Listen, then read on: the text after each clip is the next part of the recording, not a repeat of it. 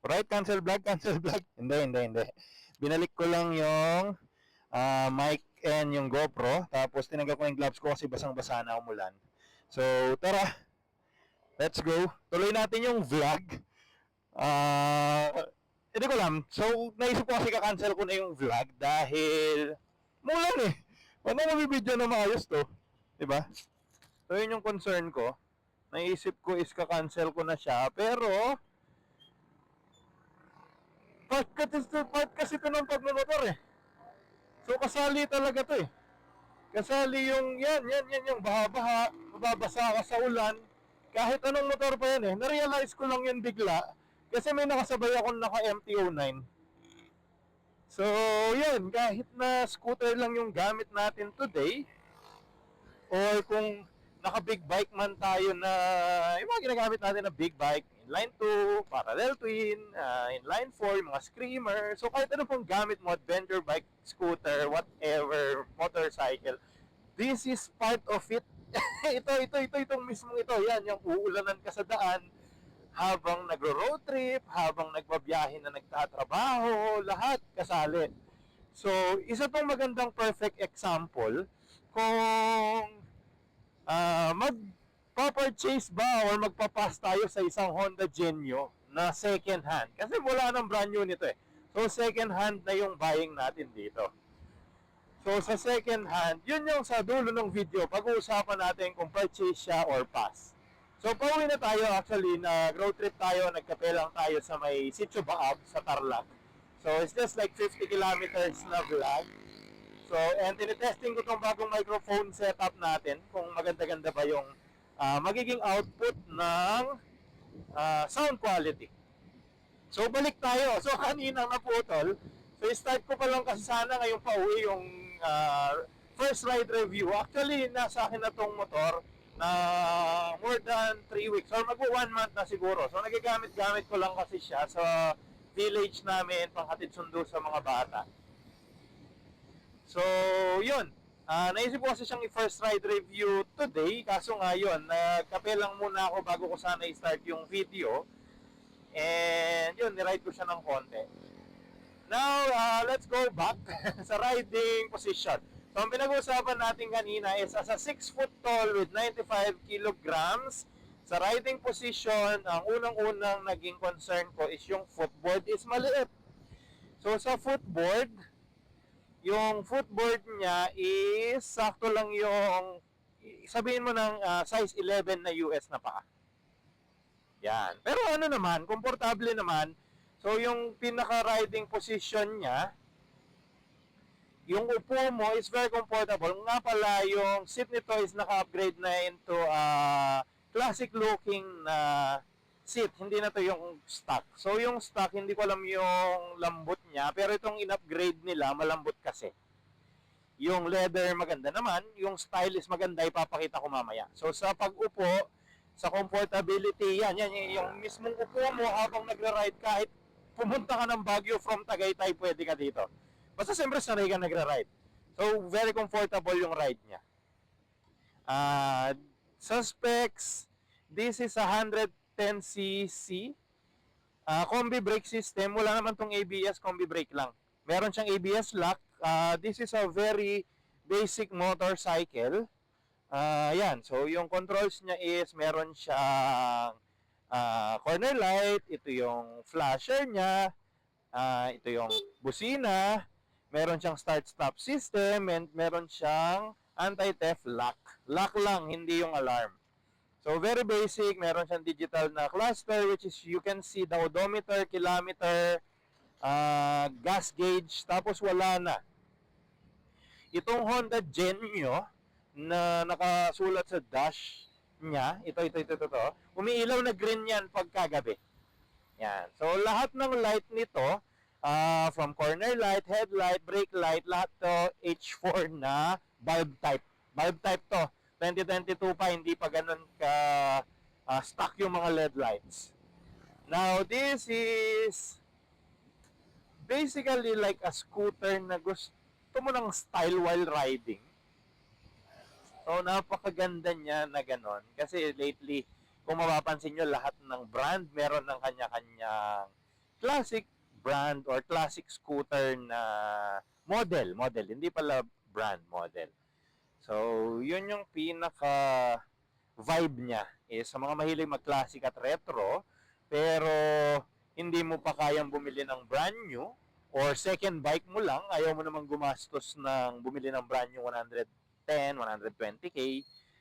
This is a second hand na option, Honda Genio. As I've said, sa pricing, nagre-range to ng 35,000 to 45,000 depende sa condition. Yung sa akin, nabili to is 27,000 odometer na. So, gamit na gamit siya. As in, literal na gamit na gamit. As in, talagang ginamit. Hindi siya binibig. Katulad nung Passion ko, dati sa 2023 model, 2025 na ngayon, nung binenta ko yon 2,000 something lang yung odo. Almost 3,000. So, yon binibig. Ito, ginamit. This is first owned, by the way. So, babae yung dating may-ari nito. Yes, karamihan sa bumibili ng Honda Genio babae. Kasi medyo maliit siya. Actually, yung wheelbase niya is mas maliit compared sa mga ibang classic scooter. So, mas comfortable yung mga nasa 5'5", ganyan na height. Kaya 5'2", yan, comfortable ka dito. So, yan. Napag-usapan na natin yung riding position. Let's talk about yung specs, basic specs. Makikita nyo naman sa Google yung mga detailed specs na gusto nyo. For example, yung mga size millimeter ng caliper. Pero ano to, disc brake sa harap, one pot sa likod. Now, sa performance, actually yun yung nakabenta sa akin. Which ay gusto ko talaga yung Genio, yung looks. Iba kasi. Mahilig ako sa modern classic. Kaya compared sa Giorno and Fascio, lagi ako Fascio ako. Pero ito, as a budget-friendly na option na second hand, napakaganda nitong Genio. Nasold talaga ako dito. Actually, tumitingin sana ako Panarea. May nakausap kasi akong Panarea, 40,000. 2022 din. Maganda rin naman. Kasi sana, ano ko na yung Panarea. Na-test ko na, alam ko na matibay. Maganda naman ang Binelli. Tapos, nakita ko kasi to dahil first owned siya. Yung owner nito is sa village din lang namin. So, napakasulit first owned eh. So, kung kailangan ko ilipat sa name ko or yung susunod na bibili, kailangan maglipat ng name, diba? Napakadali. So, kumpleto lahat ng documents niya. Lahat ng kakailanganin mo, madaling asikasuhin. Kaya ito yung pinili ko pagdating sa papers. Pero maliban doon, ang laban kasi nito, grabe. Na-try ko kasi yung stock ng Panarea, ng Fascio. Yung Fascio mabagal talaga. Honestly, hindi ako nang ng mga naka-Fascio kasi nakita nyo naman, bumili akong brand new na Fascio. Pero, yung power nito, instant. Ano pa to Pagod na yung motor, 27k auto na. Doon sabihin nun natin na sinervice maintenance naman nung first owner. Pero, nandun na yung gastado na yung piston, di ba? Nagamit na talaga yung motor eh. Diba? Lagpas-lagpas na siya doon sa break-in period niya. So, yung panggilid daw, hindi naman pa nalilinis. So, doon sa power niya, power to weight ratio niya, sa power, grabe. Hindi ko expect na ganun. Kasi nga, dahil 95 kilograms ako, 6-footer, medyo mabigat ako compared sa mga iba nagmumotor. Let's put that in mind na I'm heavier. Diba? So, doon sa 110cc, grabe. So, 110cc yung power niya, yung instant yung torque. Tingnan natin, i-try kong i-upload na lang or ikabit sa screen yung mga specs like yung horsepower, yung torque. Pero malakas siya. Maganda yung takbo. Siguro, comment down below kung dahil ba mabagal yung Fascio dahil maliit yung mags niya. Ito kasi, hindi ko alam kung 14. Let's check. Kapit ko ulit sa screen kung pareho siya ng mag size sa Honda Click. Pero, meron kasing Honda Click sa bahay na ganyan din yung auto, almost 30k, 32k yata yun. Mas 125cc ang Click mas torque ito. Duluhan siguro mananalo yung Click, 125cc yun eh. Kaya na-try ko naman ang duluhan yun. Malakas talaga yung Honda Click. Pero yung initial torque niya, hindi ko alam, feeling ko malakas yung initial torque nito. Gusto ko yung buga ng power niya. Nakatuwa. As I've said, number one factor bakit mas pinili ko si Genio sa pagbili ng second hand na motor compared sa Binelli or yung mga ibang tinignan ko rin like yung mga Kimco like, hindi ko alam, instant yung power na kumbaga napaibig ka niya parang ganon.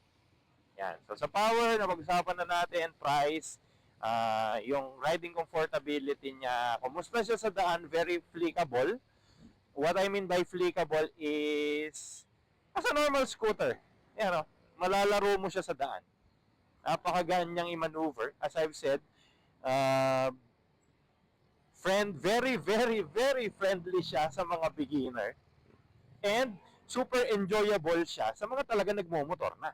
Like ako, na hindi ko naman sinasabing talaga marunong magmotor, no? Hindi naman ako marunong mag-banking o mag-race track. Pero tingnan nyo, very friendly siya sa mga ganitong situation. Yan. So, pag-usapan natin yung gamit niya. Para sa akin, sulit. Tingnan nyo naman. Di ba? Wala tigil kahit saan.